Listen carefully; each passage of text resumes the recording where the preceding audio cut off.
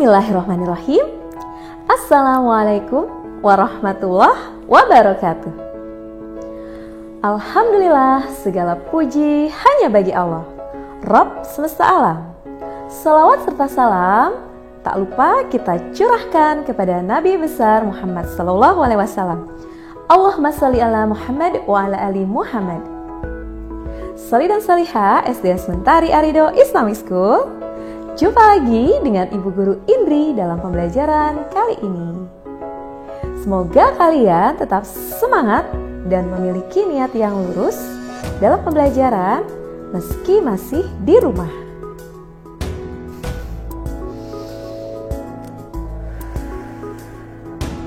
Alhamdulillah, udara hari ini sungguh segar sekali.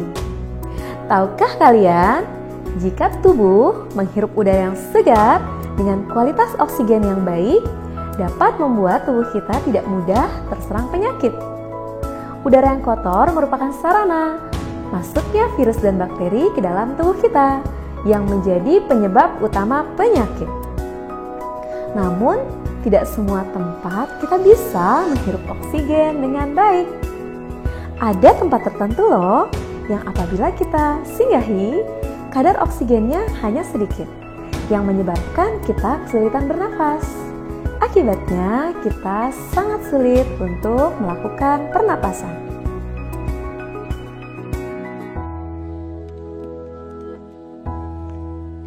Simak yuk informasi berikut ini.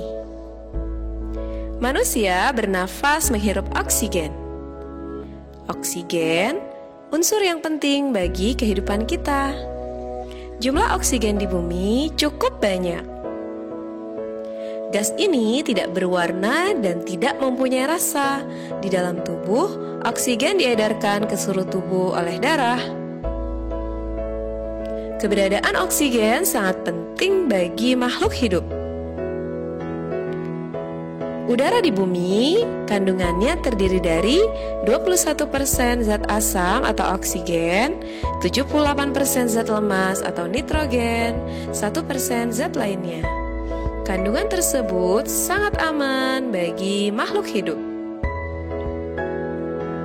Manusia patut bersyukur karena bumi yang ditinggali mempunyai kadar oksigen yang melimpah.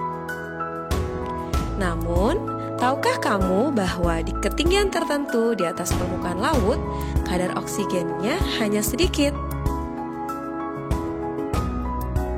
Kekurangan oksigen tidak dirasakan oleh pernapasan manusia ketika manusia mendaki gunung yang hanya pada ketinggian 10.000 meter di atas permukaan laut. Mengapa? Sistem pernapasan manusia masih mampu mengatasi ketinggian 10.000 hingga 25.000 kaki di atas permukaan laut. Beda halnya ketika manusia masuk di arena luar angkasa. Ketika itu, oksigen akan semakin berkurang, yang bisa menyebabkan dyspnea atau sesak napas. Lama-kelamaan proses pernapasan semakin sulit dan bisa mengakibatkan kegagalan total akibat sedikit oksigen atau bahkan tidak ada oksigen sama sekali. Hal ini sudah dijelaskan di Al-Quran. Al-Quran sudah berbicara ribuan tahun yang lalu tentang kadar oksigen sedikit di ketinggian dalam Quran Surat Al-An'am ayat 125.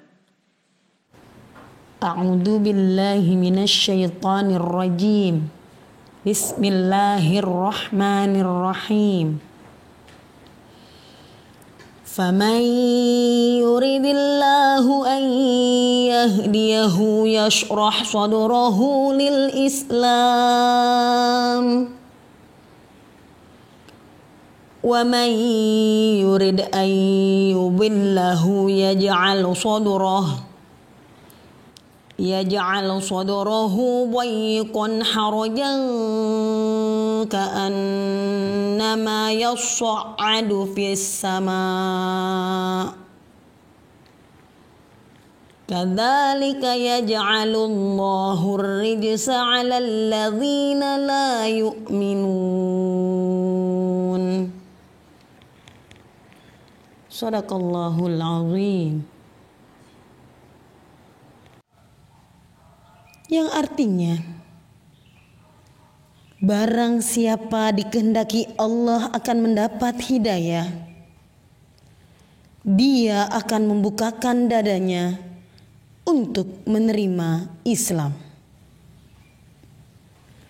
Dan barang siapa dikehendakinya menjadi sesat, dia jadikan dadanya sempit dan sesak, seakan-akan dia sedang mendaki ke langit. Demikianlah Allah menimpakan siksa kepada orang-orang yang tidak beriman.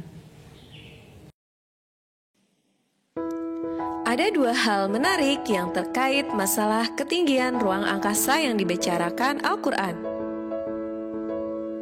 Yang pertama, akan terjadi dyspnea jika seseorang berjalan lebih tinggi di lapisan atmosfer karena kekurangan oksigen dan penurunan tekanan udara. Yang kedua adalah kesusahan bernafas yang bisa menyebabkan kematian ketika seseorang berjalan lebih tinggi dari 30.000 meter di atas permukaan laut. Hal ini disebabkan oleh penurunan drastis tekanan udara dan kekurangan oksigen secara ekstrim.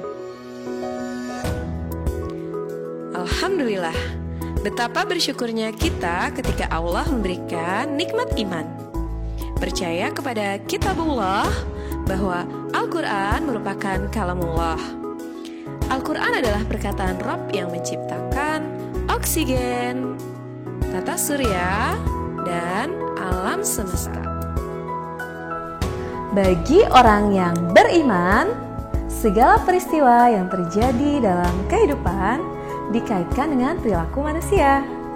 Demikian pula wabah COVID-19 yang menjadi pandemik global seperti sekarang ini. Tidak hanya kesehatan yang berpengaruh, akan tetapi segala bidang seperti ekonomi masyarakat juga ikut terkena dampaknya.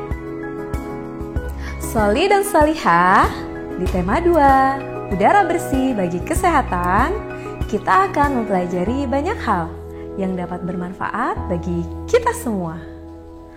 Salah satunya adalah untuk menambah semangat untuk beribadah dan bersyukur kepada Allah Subhanahu wa Ta'ala.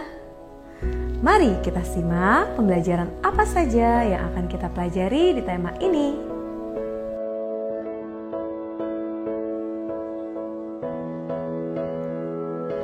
Pembelajaran yang akan kita pelajari di tema 2. 1. Mengenal Allah Subhanahu wa Ta'ala melalui namanya yang terlihat dari ciptaannya, yaitu sistem pernapasan manusia dan hewan. Yang kedua, hak, kewajiban, dan tanggung jawab sebagai wujud sikap kita terhadap interaksi sesama manusia. Yang ketiga, pandemi COVID-19 dan pengaruhnya di seluruh kehidupan manusia, termasuk perilaku ekonomi. Yang keempat, kisah Nabi Sulaiman alaihissalam. Dan yang kelima, mengklasifikasi informasi ke dalam aspek kata tanya.